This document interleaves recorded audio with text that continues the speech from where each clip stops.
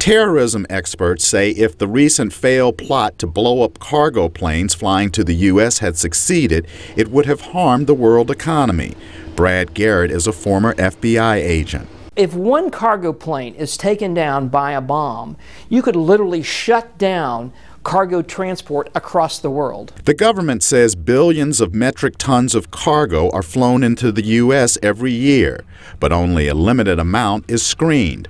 Homeland Security expert Charles Sleppen. What I hear still, where about 90% of that cargo is not screened, at least not screened in a fashion where you could determine what's inside the containers.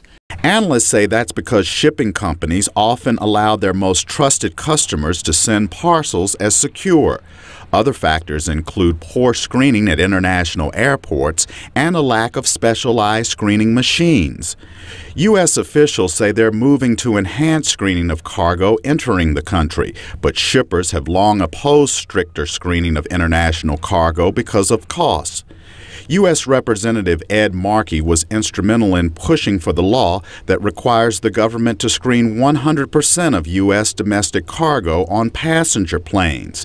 But the TSA says only about 65% was being screened as of September. Al-Qaeda would like to blow up a plane if the security is so lax that they could do so. Every time an industry says it's too expensive, then Al-Qaeda begins to plot.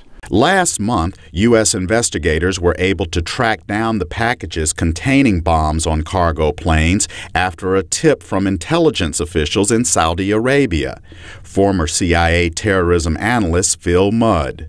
It's not just important in this situation, that's critical. I don't know how you stop that without stopping global commerce if you don't have the precision to search for one package or another. Counterterrorism analyst Bennett Waters says the mail bomb plot also highlights the weakness in the worldwide cargo shipping industry. I think the biggest vulnerability is that the international community has not yet adopted a common standard, and we don't have the type of screening that domestic cargo and cargo that is transiting passenger aircraft from the United States isn't applying to the international community writ large. Homeland Security analysts maintain the government should also adopt uniform screening measures such as those used at the nation's seaports and U.S. land border crossings.